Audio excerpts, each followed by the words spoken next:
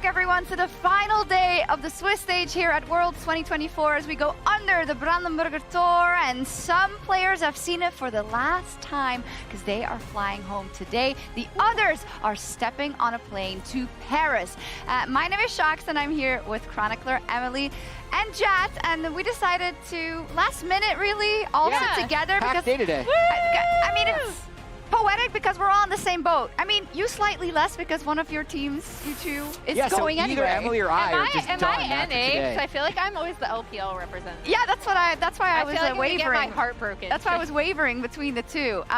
This is a nice family show. I am going to go. You want to come with me? Let's give him some yeah. It's an analogy for having 3 best-of-3s on the same day. Exactly. Cramps. Yeah, it's just all packed in there. I get it. All right, this is the Swiss bracket as it played out. Oh man, does anyone have like overarching thoughts about how all of this played out and how we ended up here, Jat? It's a blur. It's such a blur. Look at all those games and all those tri-codes. Like, even just picking a team and trying to remember who they played to get to this point is hard without looking it up. But what we do know is that it's the final day of these 2-2 teams, and every team here has some highs and some lows because their expectations would have been to make it out beforehand. So it's just going to be a really entertaining final day. I just love with Swiss that so many of these matches, though, and I think that is something that I really take away from this new format, is that every single match has a moment, right? Like over the course, I think there were in the group stage, watching back a lot of those tournaments, there were a lot of days where at some point you kind of could get a feel for how the group went. I can't see it. And this time around... I can't see it. Don't show me the draw. Don't show me. Ah, that was the bad one. Ugh, we want Malu back. Was that the bad one? It was. I mean, let's get hype for TL4. No, I see where they're coming from because I think DPLUS KIA versus Weibo, I think, is a tremendously cool matchup. I just hope that the rest would have gone slightly different. I would have sacrificed one of the NA teams to BLG to get a TLG2 Of course you would. or a FlyQuest D2, probably. The reason that I think it's just like disappointing, so to speak, is it's not like TL versus FlyQuest isn't a really cool rematch. No, They've played 4 best-of-5s against each other this year. They were double finals rematch as well as early on in their brackets, and now they get to send one of the other teams home. It's just that when they make quarterfinals, people are going to be able to have ammo against them. Say, oh, it's cheap. You just beat another North American team. Even though I think these teams could, in the right situation, beat a G2 or a D+ or a BLG. So it's one of those things that it's less stressful to like get one team through, but it's still disappointing that one of them's going home for sure. I was thinking about it a lot yesterday because I love your viewpoint, but then I was thinking, just because I'm more familiar with TL and kind of their practice methods and the work that they have done, I am not counting TL out in a best-of-5 versus some of the opponents. I'm not going to sit here and say that they're for sure going to beat a Gen G or anything, but I feel like they have opportunities. They could have opportunities, and I feel like hopefully they should look at that in the same way, Emily. Yeah, I think the big thing for me is that both of these teams, to Jat's point, have pushed each other all year. These have been the 2 best teams in LCS. We've seen as soon as one has beaten the other has managed to strike back. It's happened both times throughout both of our playoff brackets. And it was really interesting because even after their game against HLE, Lore actually ended up catching up with Inspired, and he called out the fact that TL and FlyQuest have been kind of battling each other this entire time. Yeah, she did indeed in the Verizon Game Day interview, so let's listen to what he said. To what you're saying, I know that Core JJ had an interview with Ashley Kang for Horizon, actually, where he was saying that the main difference between Asian teams and Western teams, you guys, is that you don't play fast enough. Yeah. You see what you're supposed to do, but you don't activate the buttons soon enough. Is that correct? And how do you think you can fix this? Yeah, I agree with that. Okay. I think it just comes from like practice. I think when we've been playing in NA, like whenever I played against Team Liquid, I could tell that they're like different team. Like I kind of felt the same vibe as I felt from Asian teams when I played at Worlds before, but it's just Team Liquid. Yeah, just them. That's a really cool setup for this matchup, right? Yeah. And again, as Jed is saying, I understand the want to try and really earn it. But at the same time, particularly for FlyQuest, I think that we have seen things that I feel like people are always asking of Western teams, which is play your own style, really try and lean into your own creativity, which is why which for the record, I thought the handball match was going to be a complete blowout, like I think many people did, ended up going the way that it did. It absolutely was an extremely close series, and I do also feel like TL has been nervy on stage for a lot of Worlds. Maybe they're just not nervy at all against FlyQuest because they've played 21 games against them already this It might unlock them further into the tournament. Who knows? So they can choke in the next round. As you may have noticed, we're using this countdown to talk about all of the matchups today and going in the inverse order. The middle one is our featured matchup presented by Mercedes-Benz. It is G2 versus BLG. And I certainly, I was talking to Jad about it a lot, and I'm very trepidatious. I think this is an incredibly difficult matchup. Because, you don't think it was a lucky draw?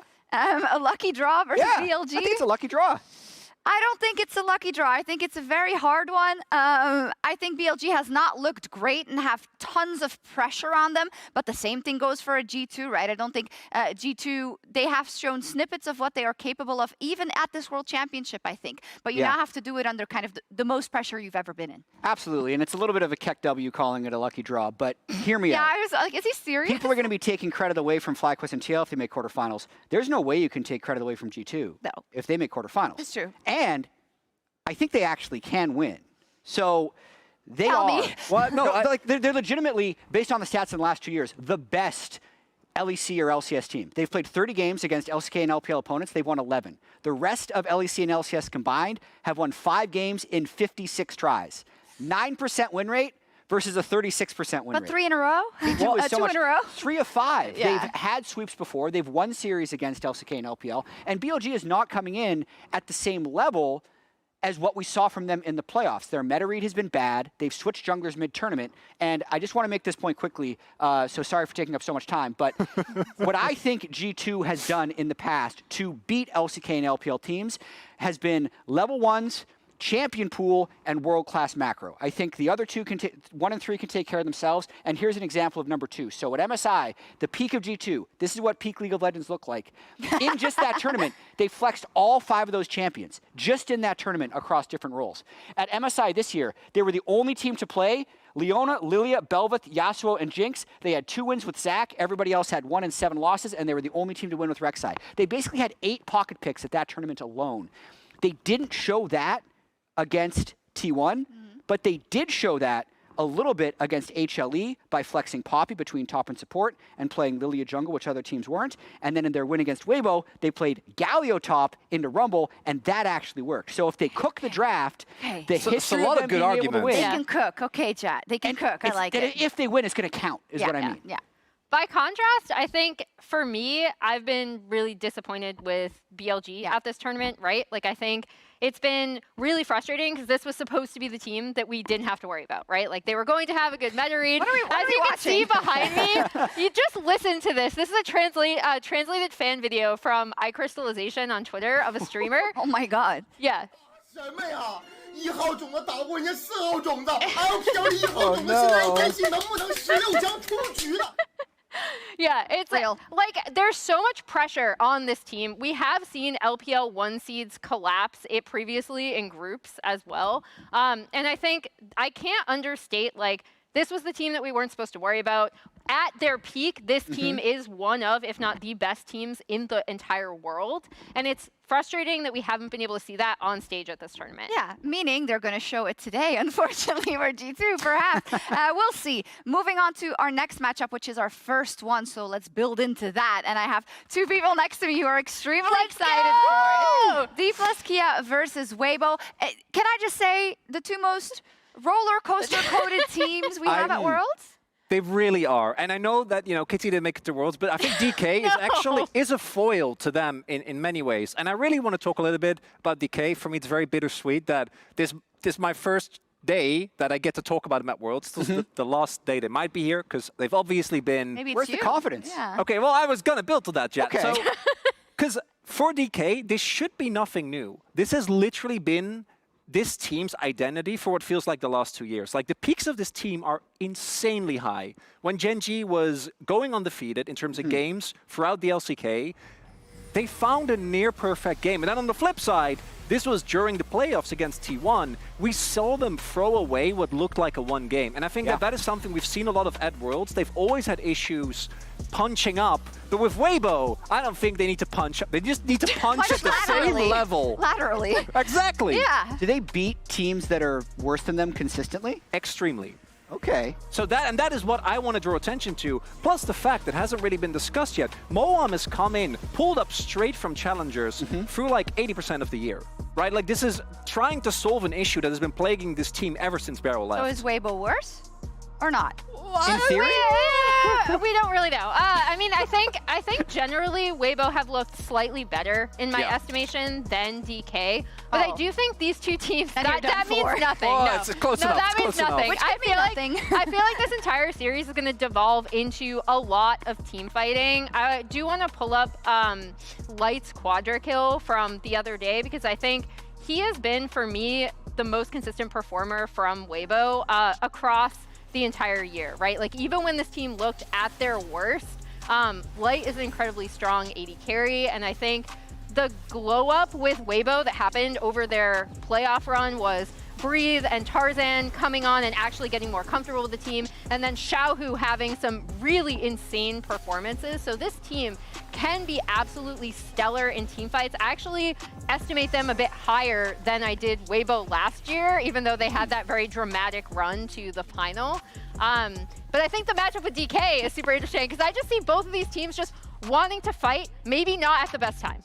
And I do think, again, going in, just looking at the gameplay, I think Weibo have been a lot more consistent. But DK also have had aiming and Kingen, I think in particular, really underperform thus far. If they can get to closer to their normal level that we solved them domestically in the LCK, that's when I think that this match can really turn into the absolute chaos that I think we're hoping it becomes. Yeah, it's when you look at kind of the previous results, I don't know if we can show who these teams have played, but right, for DK, they've played an LEC team and an LCS team, right? Yeah. And then they got checked versus LNG completely. Oh, yeah. Then Weibo didn't manage to win the game versus G2 and all that. So it's like, it's hard for me to tell how they're going to arrive at this day. It is. And I think what these teams do today will actually have, weirdly enough, a large impact on how people view the quality of the region this year. Oh, yeah. Because every year we're like, how many LCK teams made it out of, into quarterfinals? How many LPL teams made it into quarterfinals? Yeah. Last year, LPL got all 4 out. DPLUS was the only LCK team that didn't make it out. And today, Weibo and BLG, it's the variance between half your teams or all your teams. Yeah. And DPLUS being the last LCK team that's not 3 quarters. That matters. And last year, there was the excuse for the LCK for it was KT versus DK. They drew each other, right? Team kill. This time, that's not the case. No team kill. Nope. Yeah. No team kill. So I like that context. It's all or nothing here. And when the pressure is on, outside of that final qualifier, DK have struggled. I believe in Can them. I use that Of excuse course. too? Like Fly and TL both would have made it through if they didn't have to team kill each other? Am I allowed to say that? No. You're allowed to think it. No, you're not. You're entitled to your opinion, Jack. You know what? You have a team in quarters. You're entitled to everything right now. But let's see how the fans voted in our MasterCard fan prediction of the day. Let's go G2. Yeah, I guess I saw a G2 samurai in a clown costume. That was really funny. That'll be the last game of the day. Wait, hang on. We might for the need to second correct match. this graphic. We might need to correct this. This is warranted. Oh, A C9 jersey. wait, this is the Fly prediction. This is warranted, Yeah, It's right? not for, okay, you guys give me your, DK versus Weibo, who's going to win? no, your percentage, like the fan prediction. I mean, I'll go like Weibo 55, DK 45. I think this is really, really close. I think it's going to be heavily dependent on draft, honestly. Yeah. Because if Weibo drafts something super early like they did yesterday and then fight and lose a fight, I feel like we'll see something like that Fnatic first game where DK will be able to take it. Yeah. Based on the way they've been drafting. DK is the flip side. I want them to lean into that early game. I think that their mid to late game, even though they tried to fix it, is still just below the level that you need to be to consistently beat a team. So lean into that mid jungle. Try to get aiming on a comfortable pick, and don't give Light Ezreal. Hopefully aiming can perform better on it, because he has been domestically great in it. This World's yet to show up. You don't really think so. Okay, we'll see. Indeed, I mean, there's a lot here. The last day of Swiss is unlike anything else in esports. It's all 2-in-2 matches. It's all teams that have wanted to show more, but they haven't yet, right? And it doesn't matter if you are LCK or LPL or LEC or LCS. The pressure is humongous on you and on your team, because if you don't make it here, your year ends right now. Otherwise, you're getting on a flight to Paris to those quarterfinals. I think A human can't grow unless it's being challenged. I have to either live up to it or die trying. Every loss from this point on, you're going home. Baker charms up Broken Blade. Zayas is just ripping through G2.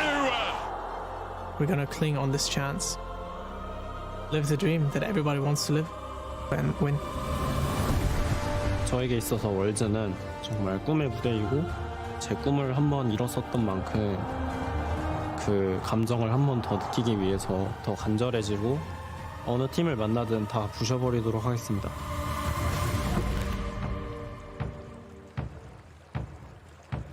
我们队5个人也都是打了比较久职业的嘛，然后这样的话，在有一些游戏内突发情况的时候，会在下意识做出比较正确的判断，因为大家都是打得比较久，就可能我们在一起就一起进步，一起就是获得一场场比较艰难的比赛，我们会就是越打越好，然后越来越团结。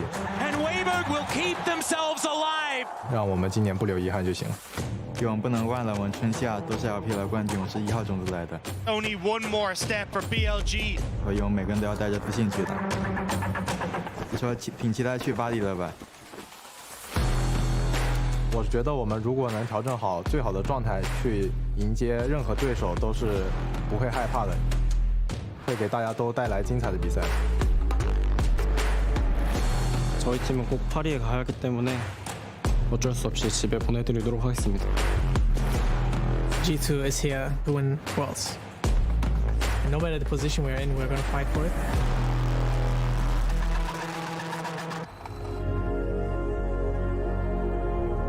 Team Liquid with all 5 members alive retake control of the game. It was very surprising the loss. We were all very disappointed.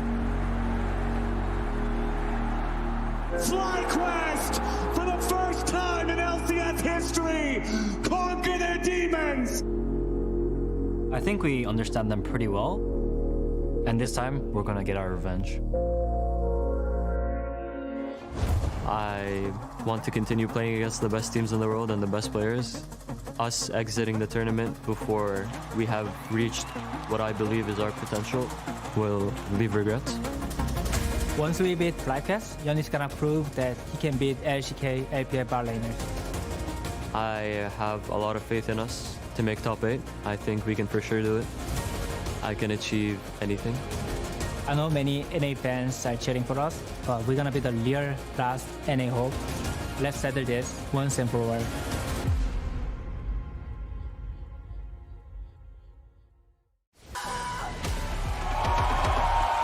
Welcome, ladies and gentlemen, to the final day of the Swiss stage. It is truly do or die. And we're starting with Weibo taking on DK. A bit of an appetizer for those here in the building that might be rooting for a G2 perhaps, or maybe we have some NA representatives. But this one might take things off a little bit. But it is an incredible appetizer because I don't think anyone knows what's going to happen between both of these teams. I feel like that's the story for a lot of today in general, to be perfectly honest though. It feels like the perfect palette starter for today, and I am very excited to see these two teams face off because there has been a ton of scrapping, there has been some back and forth on what picks they prioritize over the course of this as well, so I don't know what's going to come out onto the table today. Yeah, and I think a lot of the talk about both of these teams in a lot of ways is meta read, and I think DK has been under the microscope a little bit when it comes to this. I don't think they've quite figured it out, and we're hoping that they find it because that has been the story for them all year. They brought out these Twisted Fate compositions, you know? I think everyone can remember that ShowMaker has a skin on that champion. He's pretty good. He's all right. They pull it out, they destroy Gen G, and then they forget that that composition ever exists for the next 6 months, you know? Like, these things have been infuriating for quite a while for this squad, but we know when they get it together, man, it looks good. It's like a symphony. And that's why I want to see them go back towards what has been their style of, hey, let's go for some early game focus. They still want to scrap you at these early boy grubs, the Rift Heralds, but oftentimes they're putting themselves in positions where they've got a Smolder bot or a Ziggs or even the Smolder mid with an Orianna, and they just lack that firepower when they're coming into these early fights. So I immediately, as we come into draft, are keeping my eyes on how DK are piecing together their early game comps. Yep, and miracles abound for both of these teams as well. Of course, Weibo almost achieving it last year, making it all the way to the grand final. Kingen right there on your screen. performed the miracle the year prior, and he has been one of the talking points for DK. Hasn't quite reached that 2022 form just yet, but as we have a look at the draft, some bans coming in. I love the Skarner ban. I think getting rid of that, I think the Skarner meta we were seeing unfold yesterday was something that was getting towards problematic territory. Yeah, it's very, very strong, especially into a lot of those dive compositions. Also interesting to see the Ashe ban, because this traditionally means you're trying to set up for something like a Kalista bot lane or something like that, or you want to try and get rid of what has been a good pick for Light in general domestically, but it still says to me that you're either looking at maybe an Orianna here, if the One ban comes through last, or a potential for an early Kalista to try and have that strong bot lane where you can fight toe-to-toe against Light and Crisp. Yep, and I wonder whether DK were watching yesterday, because Xiaohu looked really good on the Orianna. Something that was sort of banned, and then that allowed things to look a little bit better, and then just came out with an incredible performance. So, Xiao, I think that one needs to be addressed. The Yone's still going to be banned away. Feels a little bit more like a Kingen ban, which is very, very strange. But Kalista going to be locked in first up. This is something that you were expecting, perhaps, but for me, I don't know. I feel like it's very, very dangerous to get what feels like a bit more of a niche pick here in your first round. I think it's just to try and punish Light and Crisp. Crisp hasn't been particularly strong in the laning phase, so having that opportunity to just try and fight Light and Crisp and take that against them, I think is something that could work out very well.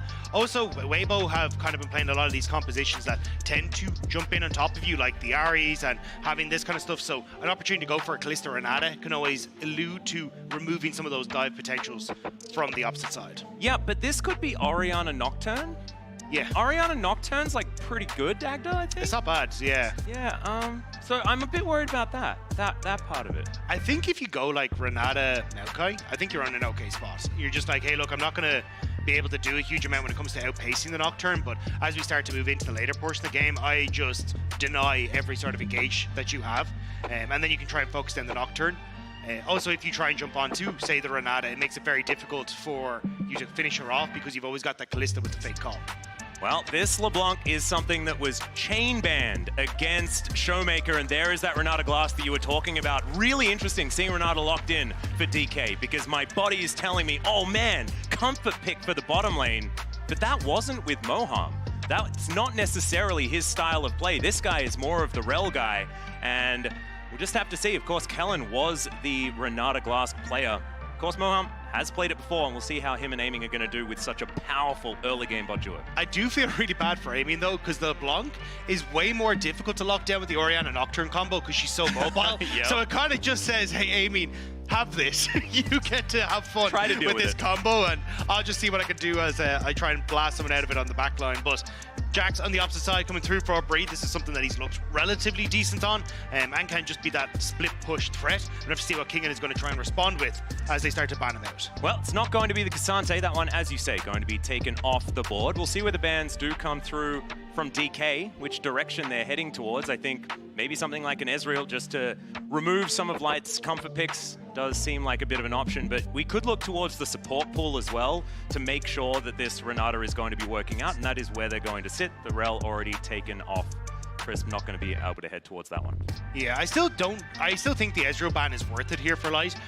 When you have a composition that Weibo are going for that wants to dive in, having some sort of AD carry that has backline threat with that ultimate, but also having his own safety just makes it very difficult to try and respond. Also opens up Crisp then to start roaming around the map and makes it a little bit more difficult for you to force some sort of 2v2 play. So I'm curious to see exactly what the plan is, because there is always an Ezreal lane swap or something along these lines that Weibo could try and operate on. And so we'll just have to see. The Gragas ban, this is the pick that I really wanted to see out of Kingen today. And you and I were having a conversation about this before. This is one of Kingen's historically best champions. We saw Zeus go completely ballistic on this pick against the Jax. Something that he's always had in his back pocket and is now removed. So a different option into the Jax is going to have to be employed, and I think it's probably just going to be Rumble, isn't it? Like that's where my expectation is. He's not a bad Rumble player, but I don't know whether it's going to have the same impact as the Jolly Man on the top side. But now Light going to be locking in his option, an Ezreal, and then saving the counter pick for Crisp seems like a decent idea to me. Yeah, oh, this would be spicy, that's though. a Caitlyn. This is okay. So Light did play this domestically, and they were really, really strong with this. So this is exciting to see if you can now just outrange and outpoke your bottom side and just say, hey, we don't really care about this all-in engage. We're just going to instead look to take over the map with this Caitlyn. And I know you probably got your ear burned off you with Ox saying how much you wanted to see the Caitlyn and these type of melee carries going back into the meta for this pushing style.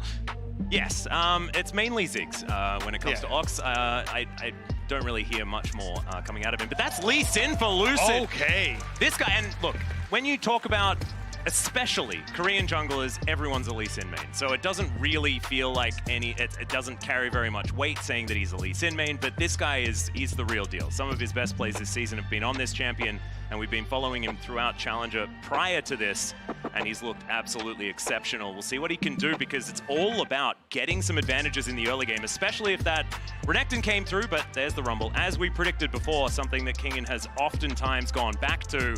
And Caitlyn Lux, this is a no-brainer, and outranging this bottom lane, it's gonna be easy now. And that's the kind of worry that I have for DK here. Like, there's no real CC setup for their composition. Sure, you've got the equalizer, but who enables the equalizer in a lot of these fights? You're kind of hoping that Renata ult slows down a lot of Weibo's advancements to maybe try and set something up. It feels like you're playing pretty heavily for a pick with the Lee Sin and the LeBlanc, but that doesn't really fit into what Renata fully wants to do. So, the Kalista fully wants to do. So, I am curious as to how DK try and operate with this style, whereas when I look across the Weibo, it feels very easy to figure out how they want to play. Like, try and put a bunch of resources into this Caitlyn Lux on bot side, feed that pressure, but on the counterpoint, you'd usually want a nice jungler that can kind of facilitate a lot of that early pressure, like sit around that bottom side, but that's also not what Nocturne does. So I've got a couple of questions coming in. Yeah, actually, it might be somewhere that Lucid can play around, right? Because Caitlyn Lux, if you've ever seen them before, they are often under the enemy turret, not their own turret, is kind of how that one goes. But coaches going to fist bump. This feels like DK have kind of decided to go with the game plan of Weibo in their first game yesterday, which didn't quite work out for them. All in on the early game, trying to get these big advantages early, get the game over and done with, and create that match point opportunity for yourself. I think certainly would be good for taking the pressure off, but can be a bit of a gamble if things go wrong. I mean, a Caitlyn Orianna certainly do provide a lot of insurance moving into the latter half of the game, but there is that trough you need to talk about. And I feel like I'm a bit of a broken record with. So much to go through here as we get into our very first game of the day. DPLUS taking on Weibo Gaming. This is for all of the marbles, actually all of them. Either you're on a plane home or you're on a plane to Paris after this best of 3.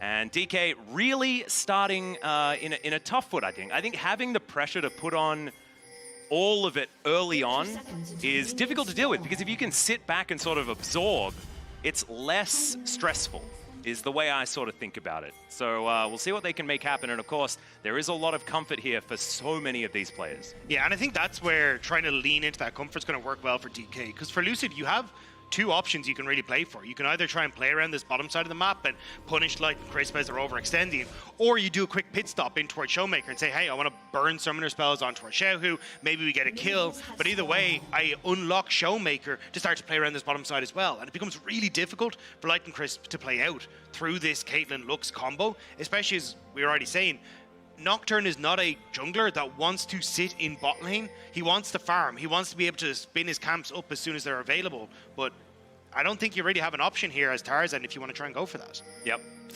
And I love this. Seeing Tarzan versus Lucid, it just feels like Lucid is trying to step into Tarzan's shoes of 2019, right? Like, Tarzan was an explosion when he came into the LCK alongside Griffin. It was sort of that time. DPLUS was another example of one of these teams that represented the new guard of the LCK.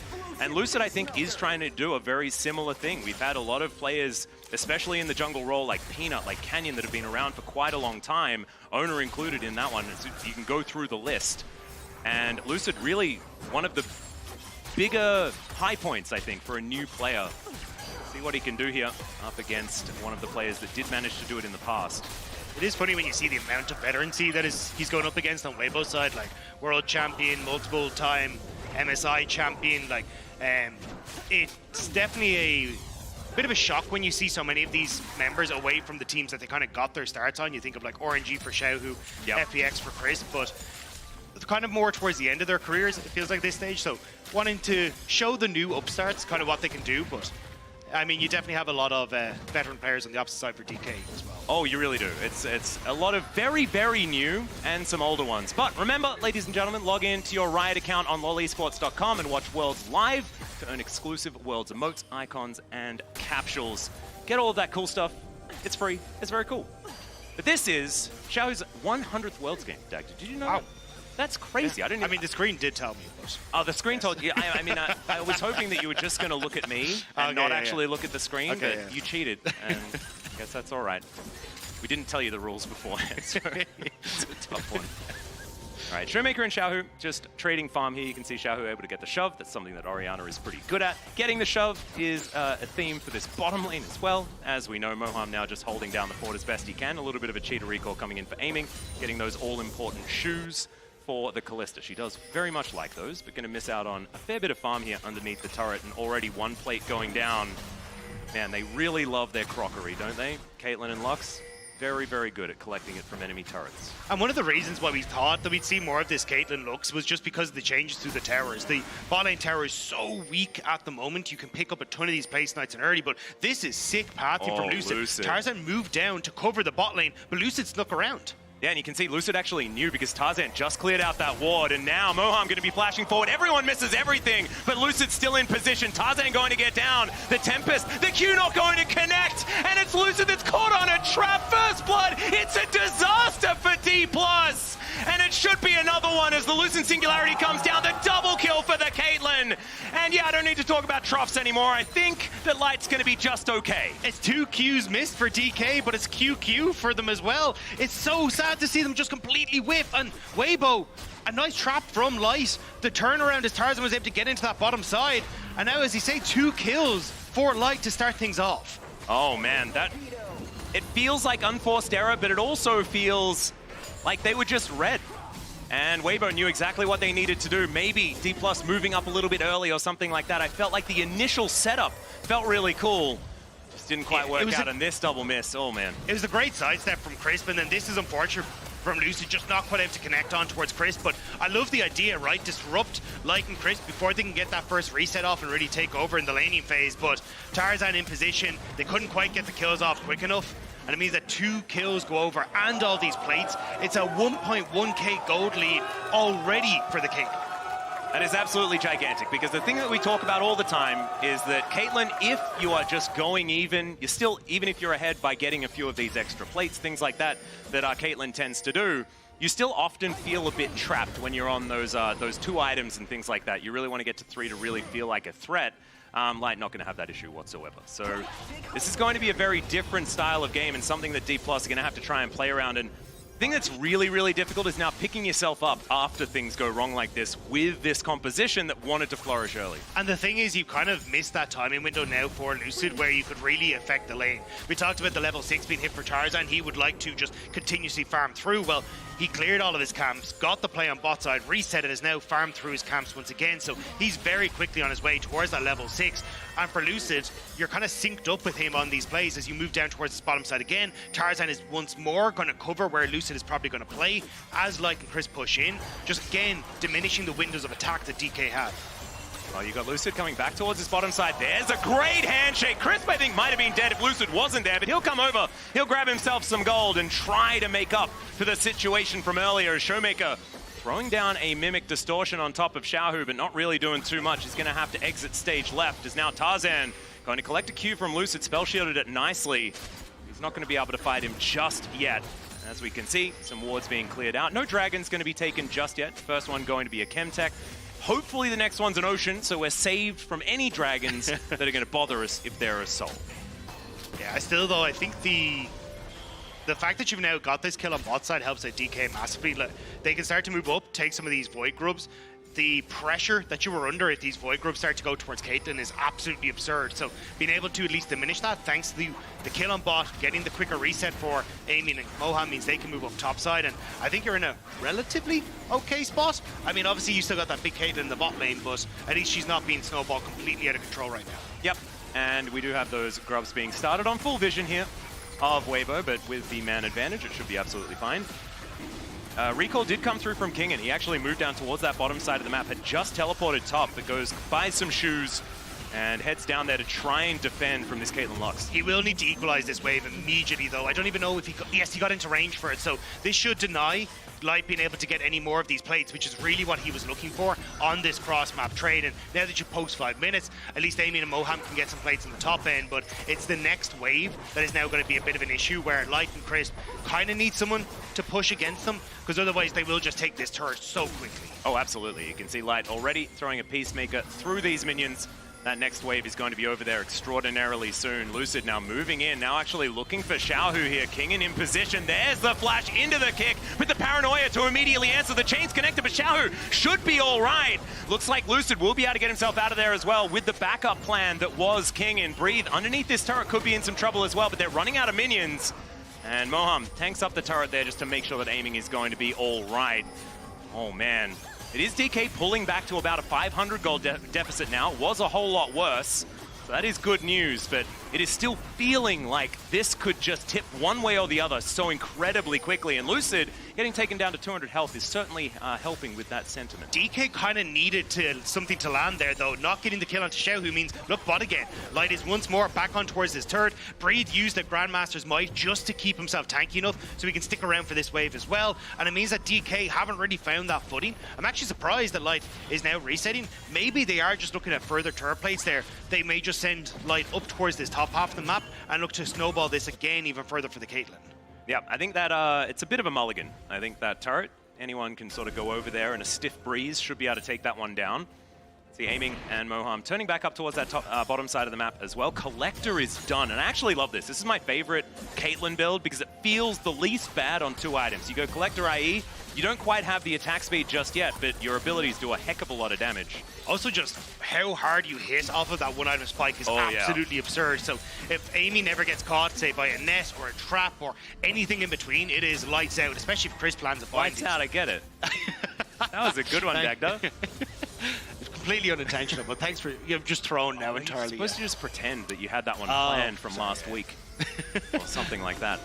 See, I'm not used to like casting with someone who calls me out for the random nonsense that I say, you know? And neither am I, and I actually have to do it myself. I was doing it all yesterday, and it felt quite uncomfortable. So don't worry, I've got you back. Way too nice to me. Yeah, I know. Never wants to put me under the bus, but I grew up with Papa Smithy, you know? That's where I lived. Okay, that is going to be a big chain of damage. Crisp, not a lot of follow-up here. No one in paranoia range. I think Tarzan was actually pretty close. Moham's able to walk out this time around. Of course, level 1 paranoia doesn't really feel like you're coming in from that far away. Now Lucid spotted on a ward, but they know that it's there. Information understood. Looks like DK going to settle for some shellfish here. Crisp looking to try and slow them down. Tarzan might be able to come over for a little bit of a steal, but it is Lucid that's able to get it. After the Duskbringer does go down, as now Lucid wanted to safeguard over, and he was actually out of range. That was very, very weird and uncomfortable, but it's fine.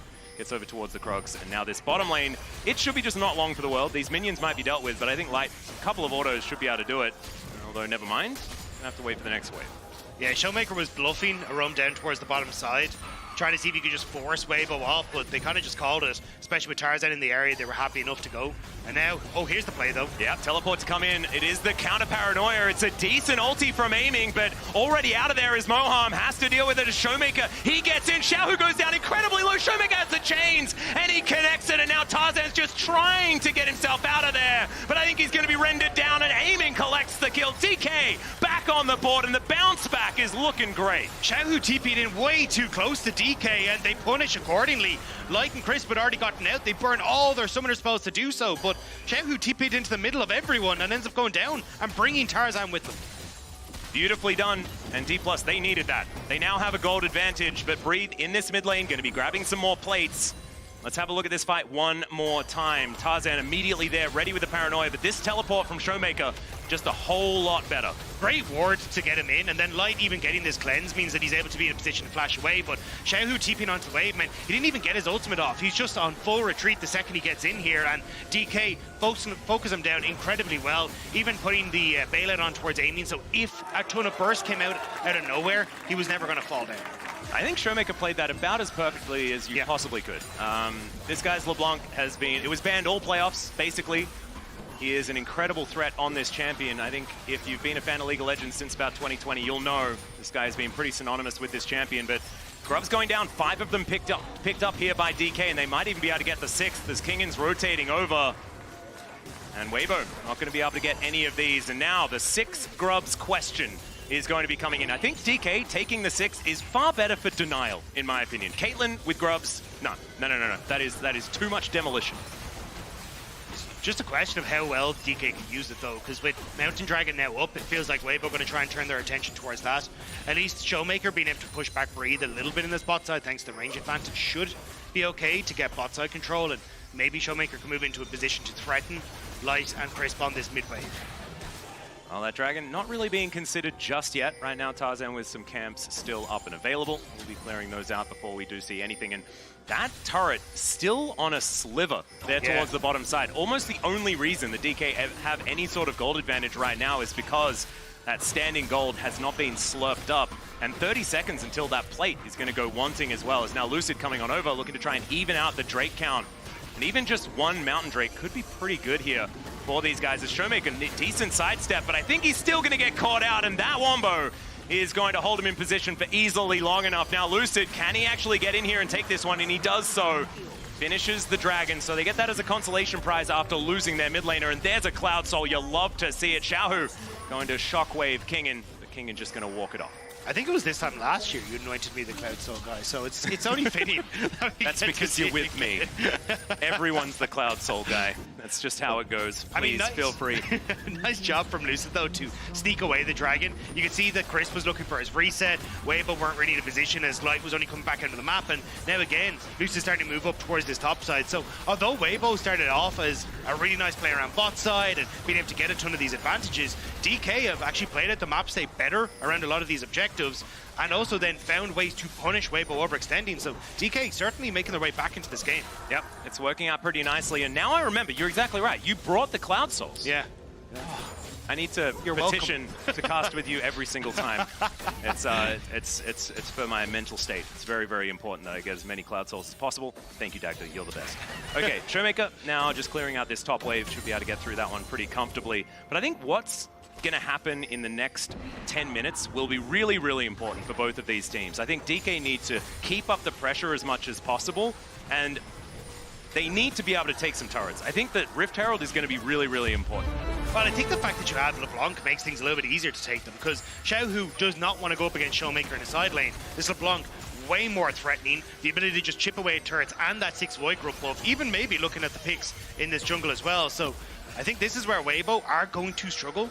Light can't really get enough control over mid to threaten the mid lane turret, and DK are decent on sides, just with Kingen being able to clear out waves. Let's just see. I want to know where Shelly is going to get parked to try and take some money from these structures. I think we're hopeful that it's going to be towards that mid lane, really open up the map, because it is very dangerous for Weibo to get wards onto the map. They have a Lux, and she just does not enter the jungle safely alone. Very much. Does throw out beams like this, as you can see. That works out, you know, try and find some catches, but you're not going to be very self-sufficient getting deep vision down. So holding on to that outer turret in mid lane really going to be helping Weibo out as far as holding on to any control of this map. It doesn't feel like a clunky composition from Weibo Gaming. You can understand how it all works together, but I feel like a lot of these lulls in the game are a little bit more difficult for them to deal with without some of these champions that are good at getting extra vision. Yeah, I think the thing is though, Lucid's done a really good job of creating that lull. Like, this was a game that could have very quickly blown out of control, but he's actually brought it back under reins. And now, as you say, this lull does work out where DK just get to farm up, get this Kalista back into a space where she is relevant. And Lucid's been doing a really good job of, hey, there's a potential where Breathe could maybe play down towards Kingen all-in. All right, Lucid's just covering. They know ShowMaker's never going to die to an all-in. He has Flash, he's a bloody LeBlanc, like, he's going to be fine. So it's more about playing around this top and AD carry, and he's doing a great job. And here comes your Rift Herald. Yep, straight down into that mid lane as well as now Lucid getting into the enemy jungle. They're not actually going to babysit Shelly here. She's a bit of a distraction as they look towards this top side. Xiaohu possibly overextended perhaps if they are looking for some sort of dive, but I think his turret is very healthy as well up there towards that top side of the map. So DK not going to be able to find too many advantages here, just a bit of damage out of the charge, and that only evens up the amount of damage done to these central structures. I think it is basically a we'll buy it later plan, because if you look at Dragon setup, you really want Caitlyn to be in River beforehand. You want the Vision setup so Tarzan and Xiaohu can jump onto backline as they try and go through. But if you try and set up early in River as Weibo, well then you just lose the mid lane tower, right? So I think even though it didn't quite get the mid lane structure for them, it still sets up really well for a minute's time when this Dragon spawns. You can see Weibo actually with a lot of control of this top side River for now. Of course, Scuttle Vision going to be immovable, and DPLUS will understand what's going on. But now Xiaohu getting procced on here. Sigil of Malice working for ShowMaker. Does have a lot of control in these side lanes. Of course, LeBlanc pretty good in the split push. LeBlanc's such a weird champion, because I feel like she's like a mage, but also an assassin, also a poke champion, also a split pusher. Depending on how you play it. Of course, ShowMaker definitely more of that poke variety. Very good at getting in there, getting the distortions to work. She's the early season Cassante. Yeah, we didn't quite get like to season 11 Power Spike yet. And then there was Ornn, and then that was like every archetype after that. And then Cassante came in and ruined everyone's fun. And ShowMaker, like, it's topical because we're talking about this with ShowMaker in the game, the man who basically defined being frustrated by Cassante. And he's not in this game, and it was banned by Weibo. He probably said thank you. Yeah. He was very happy to see it. But yeah, it's glorious. I think the silent winner in this game has been Breathe. The moments where Kingen has been trying to roam around the map as Rumble to set up plays and trying to counteract Caitlyn has actually left Breathe in a side lane where he's just been able to farm up. You can see him nearly 800 gold ahead. Yeah. And I think he is kind of causing some issues for DK as they want to try and set up. But here's where we're talking about DK. Looking at the Dragon, could potentially just turn towards the mid lane. ShowMaker resetting though. I don't see any deep wards for to TP2 though. Yeah, well, the Equalizer going to be a huge deal here as in goes Lucid. Looks for that safeguard over. Still has the flash, though, and the Dragon Rage as they take control of this Dragon. A teleport coming in a little bit late once again from Xiaohu as the Drake is secured by DK. Now Xiaohu trying to speed himself up, get himself in here. But DK, I think they just want to back away from this one. Don't think you want to go for a 5v5 as you've already taken the objective. And Lucid just going for some cheeky steal. I don't know about that one. Feels a little greedy as the preemptive flash is gorgeous. The kick, too little, too late. And it's Chris that locks down the kill. A handshake still going to have to be flashed there as Moham gets himself out. And a slight overstay there from the young jungler from DK. Yeah, didn't have any right going for that against the Nocturne. Could have gone down a bit faster, but Xiaohu's still holding on to that ultimate now. Gives a little bit of threat towards Weibo on a potential turret play as Breed's going to enter back into the spot side to try and get some pressure there. Kingen off to the side here, though. Yeah, Kingen coming in. There's the Equalizer to start things off. Not going to get a whole lot of value, but there is the Fate's Call. Xiaohu just burns down. The flamethrower of this Rumble is working until he's dead. And it's going to be Light that takes him down. That felt like a headshot.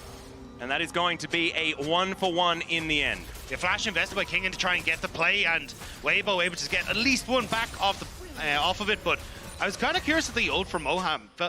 Immediately saw Tarzan, and I think he kind of panicked, ended up sending in his direction rather than just trying to lock up multiple members of Weibo. But we'll see it here again, as it's a great handshake to start things off here as Kingen's coming in over the side. I think they expected Tarzan to have reset, but it's as he come through here, the follow-up from Moham, and then he sees Tarzan, immediately sends the ult that way, but it's spell shielded, so you don't get any real value out of it. And then it's Crisp who's able to get that CC into the trap, into the follow-up CC again, that ends up spelling disaster for Kingen. And it could have been so much better as well if that Fate's Call gets the knock-up on top of the Equalizer. Yeah.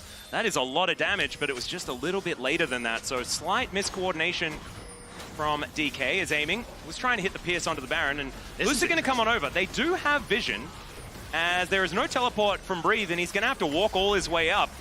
There's the final spark. Crisp knows exactly what's going on, but DK, they're committed to this. Down to 50% is Lucid, though. It's starting to get dangerous. Paranoia up and available for Tarzan, and DK just moved the Jax over. They will stop on the Baron. Yeah, I thought this was to alleviate pressure on Kingen so we could actually push out bot wave, but Kingen started to rotate up as well, so it looks like DK a little uncertain of how they want to approach the game, and now because they forced that Baron, it means that Weibo just get access to the mid lane turret and are even putting pressure on towards ShowMaker on this top side as well.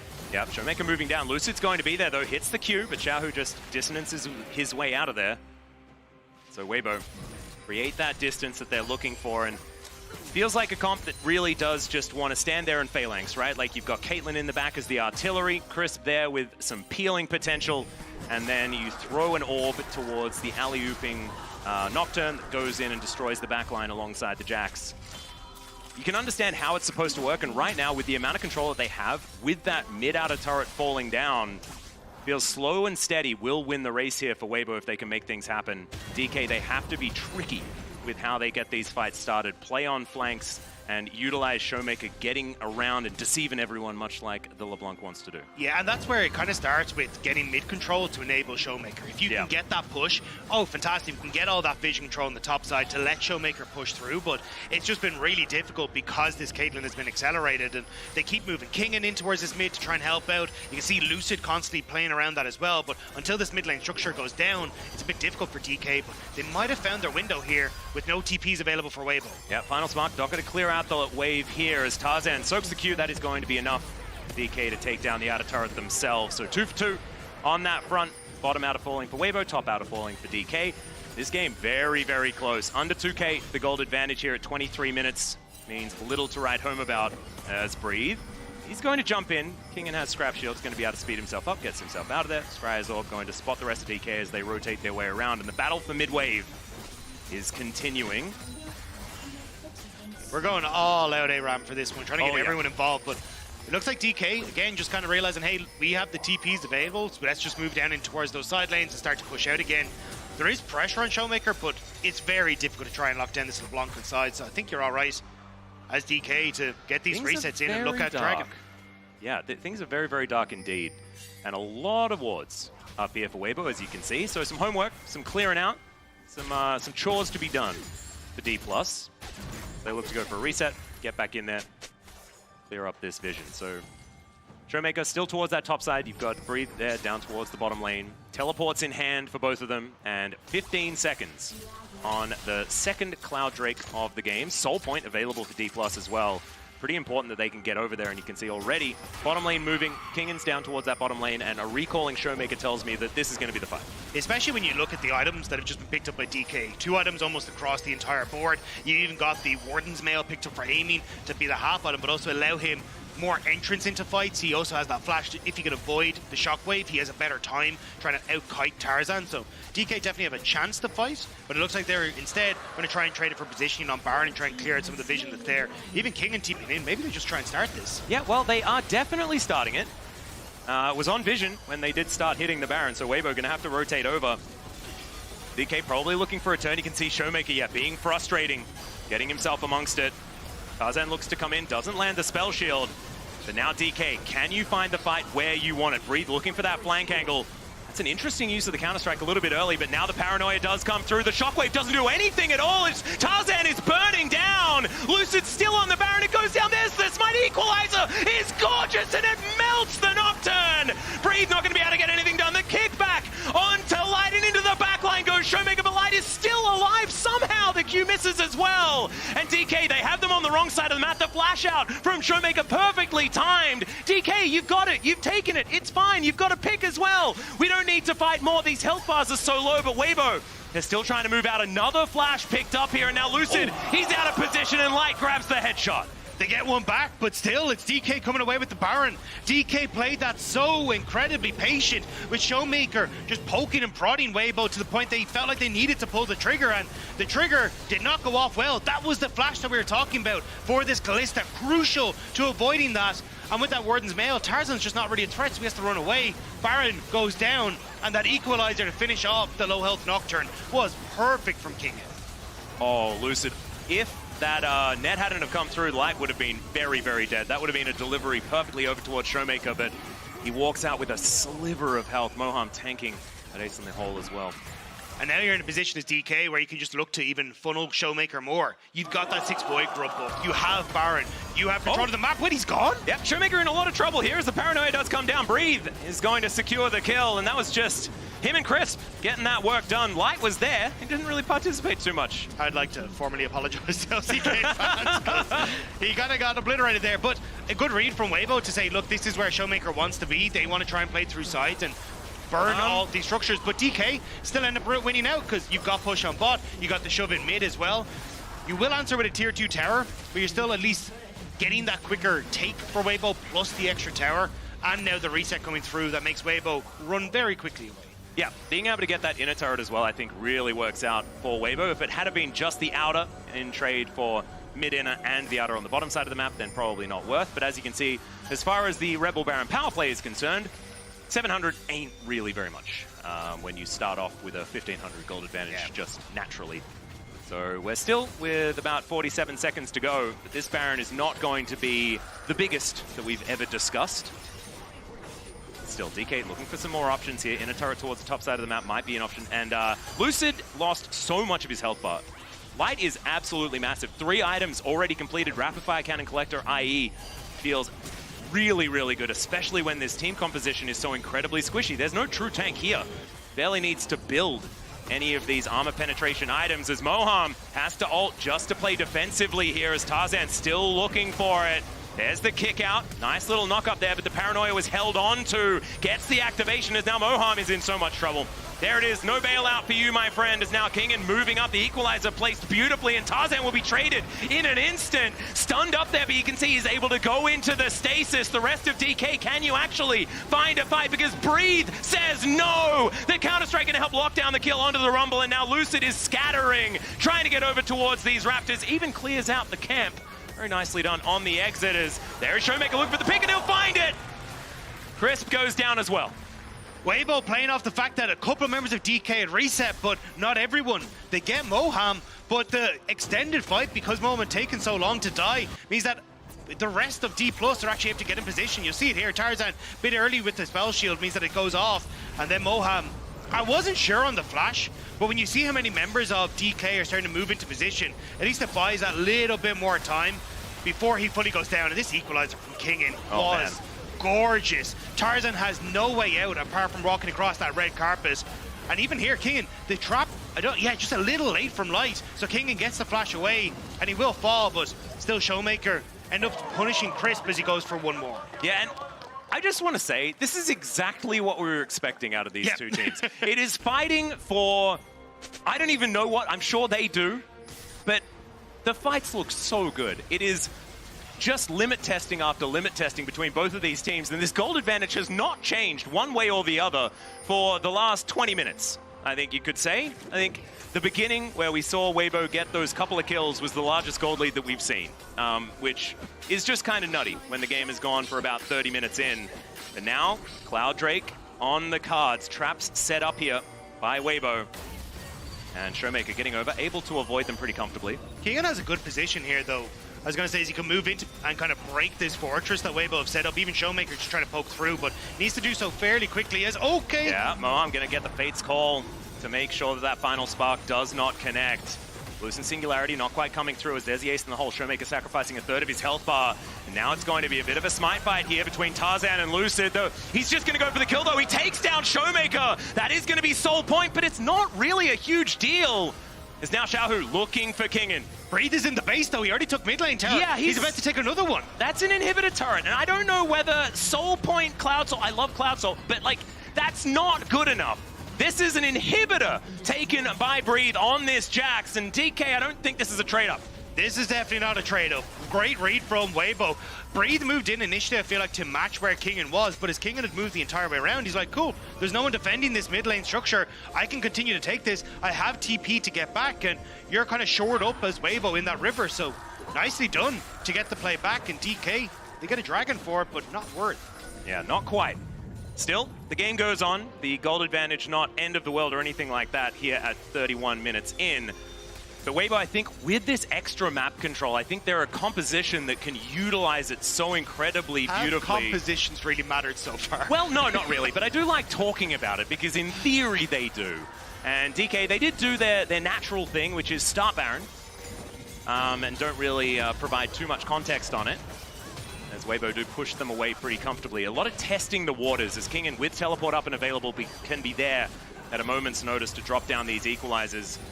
ShowMaker doing his best to stay frustrating as he pushes in, but with the fact that the ace in the hole does so much damage, it's more difficult for ShowMaker to do this on his own, right? Because as soon as light presses R, ShowMaker takes 50% of his health bar.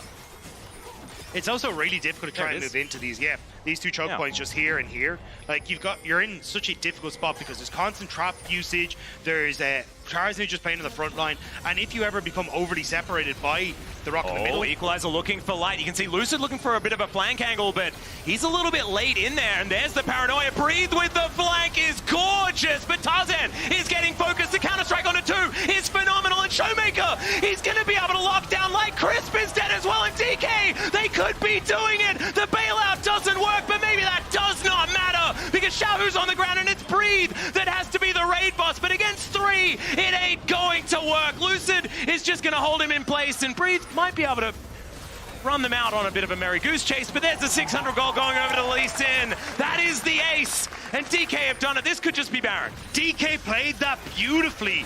They end up getting Lucid into a position where he can find that flank. ShowMaker comes in off the back as well, and Moham's ultimate just completely rips through Weibo as well. DK secure the Baron. Beautiful stuff from the LCK seed. The hostile takeover has never been more aptly named, Dagda, as the Baron will be secured for the second time here for DPLUS Kia. They will move into a gold advantage. It's all tied up. Before this Baron goes down, I want everyone to know that this is entirely even. 12-12, 58.8. And even the turret's very, very close. The inhibitor being down in the mid lane will make this Baron difficult to utilize with the inherent pressure that Weibo has. But still, this is a big advantage now built up for DK. Yeah, and you can see as this fight kicks off, Lucid has actually walked the whole way around towards the back here, and everyone in Weibo doesn't spot him out, so he's in a great position to come through. Also, Weibo jump on towards the one member that has that Zhonya's ready, so you're not able to follow up. The Moham hostile takeover is gorgeous. ShowMaker to finish off Tarzan, and the kick from Lucid is just perfect. DK played that exceptionally, and honestly, for a rookie, Lucid is outperforming everyone here. And I have to say, Breathe played that about as well as he could at the same time, because otherwise it could have been even more catastrophic for this team. But man, the coordination between both ShowMaker and Lucid is something we've been talking about all year. I think everyone knows ShowMaker and Kingen. You know, when they were broken up, everyone was so sad. It's like, oh, they've been a dynamic duo for so long. This young player and ShowMaker really have started to gel together, and that was a beautiful example of what they've been building towards so far here in 2024. Aiming now pushing this wave out towards this top lane. It's been a very quiet aiming game. He's now finally got a gold advantage of about 120. I only say that because he normally has a gold advantage over everyone in the entire league. And so for him to be behind the majority of this game probably doesn't make our Gold King feel all that good. Still, the fact you're back into this game after giving 2 kills across and all this plates here, you're kind of wiping the sweat off your brow in that one. But he's got a Randuin's. Yeah, I like it in this position. Like, as you see, every time he flashes the shockwave, it's only going to be the damage from the Nocturne to try and finish him off. So the Randuin's for the slow, also being able to absorb a lot of that, get value out of your Terminus. Oh, Breathe comes in, but he is actually spotted on the flank. Zhonya's going to be utilized here as now into the back line goes Tarzan, but he cannot follow ShowMaker. Still, he takes a whole host of damage with that ace in the hole coming down. This is Soul for DK if they're able to take this one, as Chris not able to find that final spark. This dragon being started. This is going down extraordinarily quickly. It's going to be a teleport back in from ShowMaker, but that does mean that they have only 4 here as there's the red carpet down. Chris takes half of his health bar just by existing. That's going to be Xiaohu locking this one down. But down to the back line goes Breathe, and he has no friends. No one's going to be there to help him. Chris almost just explodes, and finally they deal with the Jax. No bailout, though, for ShowMaker, so he'll fall down in trade. And that's Weibo being able to stop this Soul from coming in, but somehow Crisp is just dead. It's ShowMaker's just able to get on in there with his LeBlanc, and that is going to skew things in the favor of DPLUS, especially with this Baron still with 15 seconds to go and all of these Void Mites careening towards this inhibitor turret. I mean, they're going to be able to put pressure here, but I don't know if they can quite get through. 5 seconds on the Red Bull Baron power play means that at this stage, it's going to diminish before they can actually get the structure. They have to hard force this, but do you really want to go up against that as Light walking back at a base? May just give them that window to take this. Yeah, with the fact that the trap was procced without him being in headshot range was kind of a big deal, because I think if Light hits any of those headshots, it hurts like a lot, like really, really a lot. I think aiming can tank it the best on his whole team, and that says a lot. No, that's actually, I think you're genuine, yes. But TP in behind, it's Xiaohu. This is a crazy TP. It's a double to come through here as now Breathe with the counter-strike is able to get a 3 stun, and now Tarzan trying to get himself in. DK being so tricky though, the handshake, fantastic 3-man shockwave, the final spark as well as Weibo. They're trying to find it, not quite doing enough damage though. It's a 1-for-1, but aiming is going to get hit. The bailout not going to work. and he is going to die. There's the shutdown going over to Light as ShowMaker gets himself out and away from Breathe. Kingen is TPing to this top side though, immediately clearing out the wave. The Weibo could look to use to try and close out the game with both AD carry and support gone, but with that, it's a lot invested. I feel like that should have been way worse for DPLUS. I think DPLUS, like that 3-man shockwave, absolutely gorgeous. The fact that Tarzan could get in and support this double TP, we're going all the way back to this Dragon fight. Yeah, and I think the fact that Xiaohu gets this is absolutely absurd, but Breathe ends up being forced away. He buys some time, but ShowMaker doing a ton of damage on towards Crisp on the opposite side, but at this stage, you're just trying to hightail it. My big worry was if Weibo lose this, there's already a wave in mid that DK could look to win off of, but now the double TP in behind, I'm shocked that, like, ShowMaker was in base, so I like the call from Weibo here, but Lucid just being a little bit more mobile seems like it gets him out. Yeah, and then this shockwave works out beautifully, but everyone kind of moved over towards Kingen, so the target selection wasn't quite there to immediately follow up. Moham with a big ultimate as well, keeps Light out for a little bit, and there's the mobility we were talking about for Lucid, and Kingen just able to walk out on the bottom side of the map as everyone was distracted by the shockwave. Yeah, I think Kingen just saying you shall not pass by putting down the layer of fire there underneath the brush was really what helped DK stay in it for as much as they could. That's going to even out the kills. We're back to even once again, ladies and gentlemen. That's how we like to do it here, both teams with Soul Point available. This is really helping the Cloud Drake stats, which I'm absolutely loving. Sorry to bring it away from the game just for one moment, a little bit selfishly there, but it's very, very important. There's definitely some people at Pick'ems that are very much on your side. It's okay. A few of them tweeted at me, yeah, that did happen, and I appreciate you guys. As Weibo now just trying to grab some control of the mid lane, has been a theme so far today. There is a ward that does spot out aiming, who's just looking for a bit of a reset angle. See whether that Mercurial Scimitar is going to be up and available for him on the next recall. It'll be 6 items complete, at least before the Zephyr is done. Of course, aiming a big fan of just building Zephyr if he can. I think the... Oh, Jackshow's actually done instead. Never mind. He sells the QSS and he's like, no, I am the tank. Allow me to frontline. But the thing is how much has actually been utilized by Weibo with this combo? We haven't seen it really hit home, this Nocturne Orianna combo. So for him, I think it is just a case of, hey, if I can survive the Nocturne, I'm fine. And we have enough damage coming through for ShowMaker and Kingen, as Weibo aren't exactly the tankiest team in the world. So I think for DK, it's kind of a good read. But for Weibo, they want to try and find these picks right now, but this is where I was going to talk about for compositions. Like, Weibo, in theory, I feel like should be all guns blazing at this stage with the late game scaling on their team, but they just haven't been able to find fights that are working in their favor. And also there are a large amount of super minions now crashing towards the bottom side of the map, so they're going to have to go back and deal with that one. Xiaohu is the one that's going to draw the short straw, or maybe the long straw, considering whether or not he wants more money. He definitely needs more money. Yeah. Breathe also now moving up towards that top side, so this is the opportunity for DK to get over towards the Baron, at least grab themselves some vision. As, you know, DK kind of want to do, they just want to start this one up. Right now, playing a little bit more reserved than they have for the remainder of the game. A slight gold advantage is there for DK as they do finally start this one. Breathe, getting on that flank angle, ShowMaker understanding exactly where this guy is. Oh, never mind, maybe he doesn't. Gets bonked on the head, and that is going to get him out of there. Speaking of getting out of there, the Baron will be stopped here as Weibo just moves on over to push them out of the pit. It was the Xiaohu TP that was gotten for it, though, and that's really what DK were playing for. So nice job to pull away and not get caught out by Breathe. But now DK just kind of get to rinse and repeat. They even send ShowMaker down to the spot side if they really want to just force more pressure in that position. And it's a much more valuable inhibitor as well that DK were able to take. Of course, earlier on, Weibo get that great push with Breathe to take down the mid inhibitor, but not a lot was gained because everyone just chills in the mid lane anyway when it comes to the neutral time in the game. This, though, is going to be a lot of pressure being put on Weibo. They have to deal with that wave moving towards their Nexus turret. Soul on both sides as well is now up and available, so DK get in towards River. There's the Equalizer. Yeah, the Equalizer comes down. They have to walk over it. Crisp takes a lot of damage, but does have that redemption. That will keep that health bar higher. Cooldown on this Equalizer is not the most gigantic, but now DK move over. They will just blow up this Dragon, but can they get back towards the Baron to stop Weibo from just taking that one away? They have so much damage, and they will start it off. Full information over to DK, but can they get in here in time is the question. The teleport for the flank angle to come through as ShowMaker has made his way in. Lucid is going to be able to get into position. They have a control ward down. As now, Lucid, can you actually stop this one? Tarzan gets out of the pit, and now the hostile takeover is chasing them. Light is fighting, Breathe, and now Tarzan is going to try and burn them down. The 3-man shockwave is gorgeous, though, from Xiao to try and turn the fight. And aiming is going to finally be able to take down Tarzan. Xiaohu goes golden just for a moment before this Rand is going to cut him down. The triple kill for the front line. Kalista is gorgeous from aiming. And now it looks like DK are going to push forward for the win. ShowMaker is doing so much work in these fights, getting access to light continuously, making him uncomfortable. Breathe is trying to do everything by himself, and DK are cussing down Weibo. That should be the game end.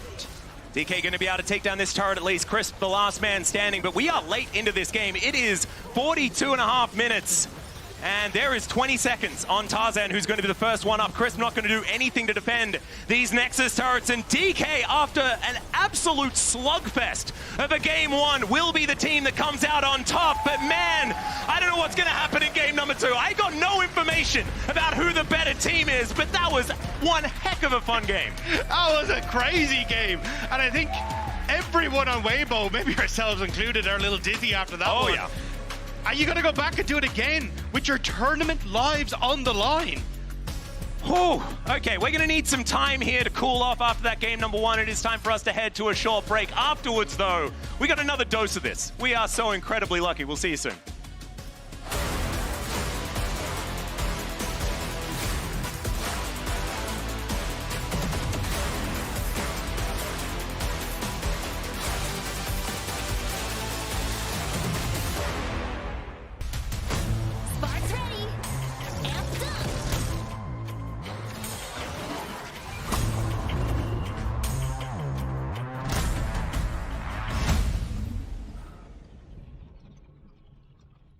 This is necessary.